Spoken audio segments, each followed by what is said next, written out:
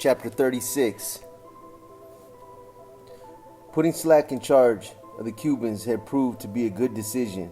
Warden Matthews was pleased. In fact, he felt things were going well overall. The penitentiary floors were shiny, all the cell blocks had been painted, inmates were talking to him, and he had his own crew of associate wardens in place. So there was really no reason for him to overreact when he learned that the bureau director, J. Michael Quinlan, was coming to visit September 27th. But he did. As soon as Matthews heard about the visit, he called his associate wardens together and they started planning for the event with such intensity that guards began to joke that Jesus Christ himself was coming. On the day before the visit, Matthews huddled with Associate Warden Connor to go over last-minute details. Quinlan would be met at the airport Tuesday night and driven to the warden's house for a dinner with the penitentiary's top staff.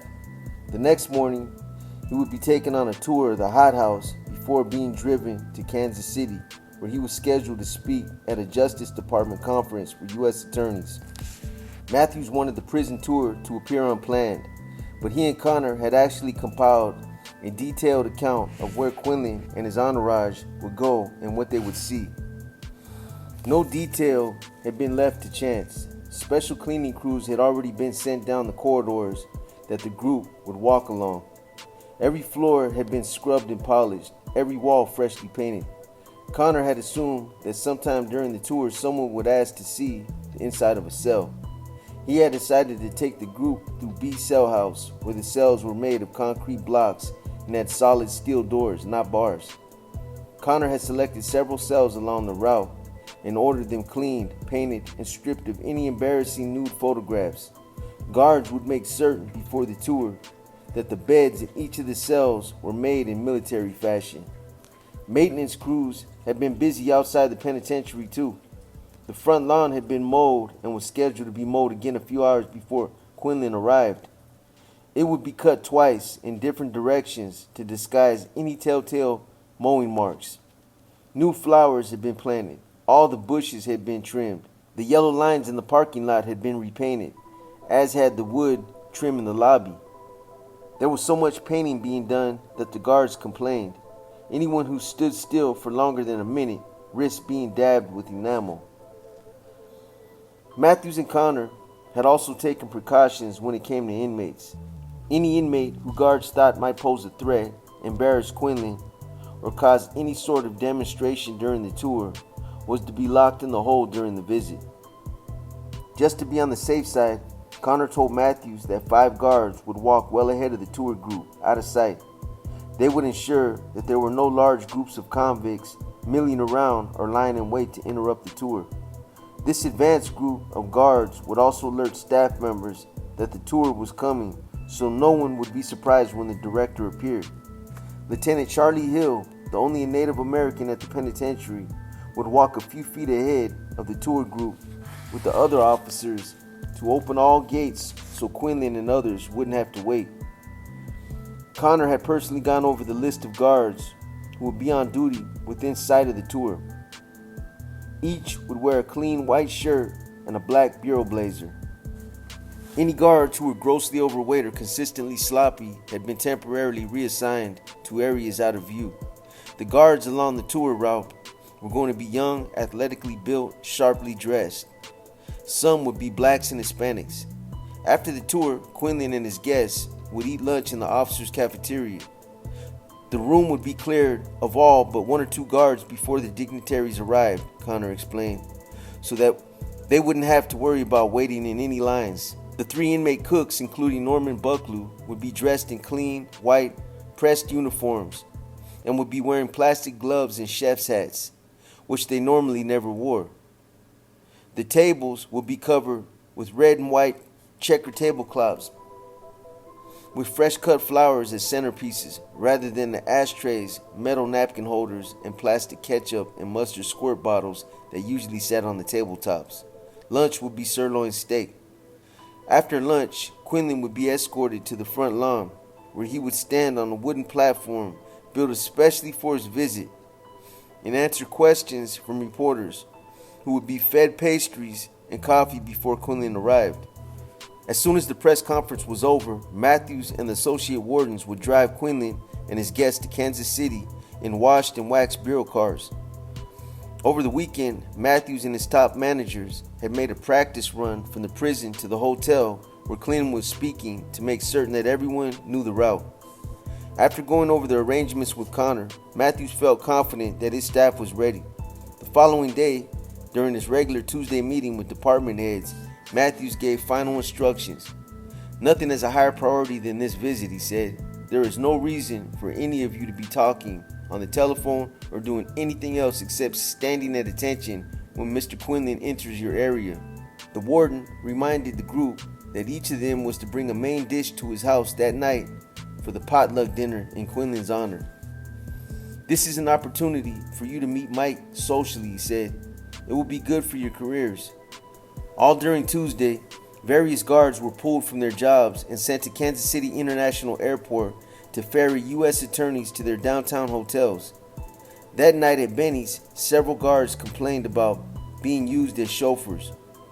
They had heard stories about the extremes that other wardens had gone to when a director visited.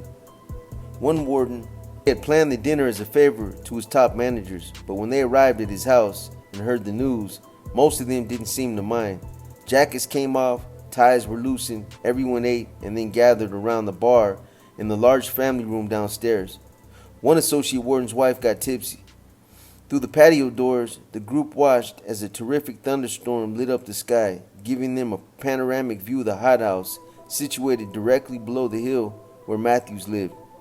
Through the patio doors, the group watched as a terrific thunderstorm lit up the sky, giving them a panoramic view of the hothouse situated directly below the hill where Matthews lived.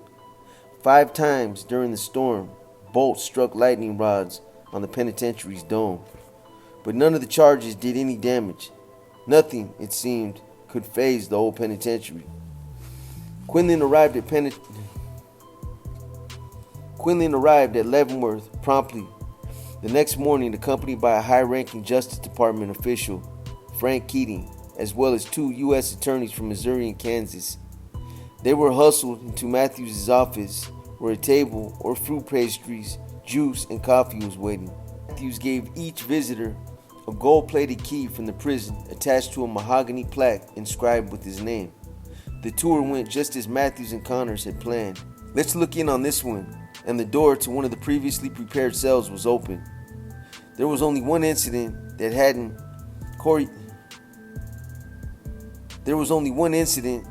been choreographed. As the group walked past the television room in B cell house, one of the attorneys looked at the movie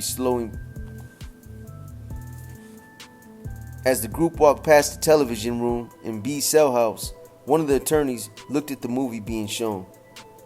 "I didn't know they watched movies like that," he said. Bucklew had rehearsed his speech several times and was ready when Quinlan came through the serving line, but Quinlan had been talking and Bucklew didn't want to rudely interrupt. Bucklew kept waiting and waiting and waiting, but there never seemed to be an opportune moment to approach the director while he was eating. As soon as he finished, Bucklew started toward him, but Quinlan was already standing and starting to leave, and Bucklew didn't want to chase after him. And then it happened. Without explanation, Quinlan stopped, turned around, and walked directly over to Bucklew. "Excellent meal," Quinlan said. "Thank you." Bucklew was less than a foot away. The director had spoken to him first.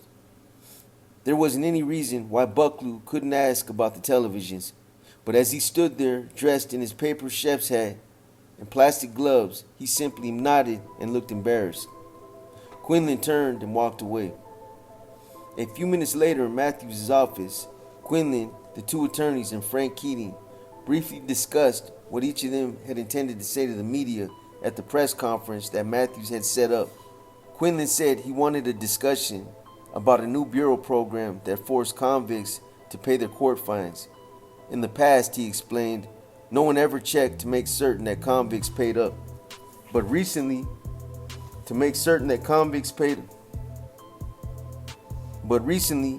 the Bureau had started warning inmates that they might jeopardize their chances at parole if they didn't pay their fines, and so far, more than $12 million had been collected.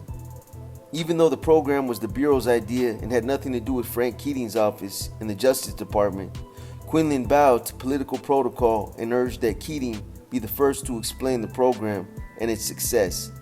Now ready, the group started to walk outside, but Matthew stopped them. The only reporter waiting was Connie Parrish from the Leavenworth Times. No one else had shown up. She was invited inside the warden's office.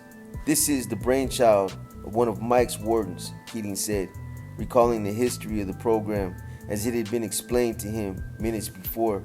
Keating paused and then added, "It proves, I guess, that crime still doesn't pay, but criminals do." Everyone chuckled. Matthews was exuberant a few hours later. After Quinlan was gone,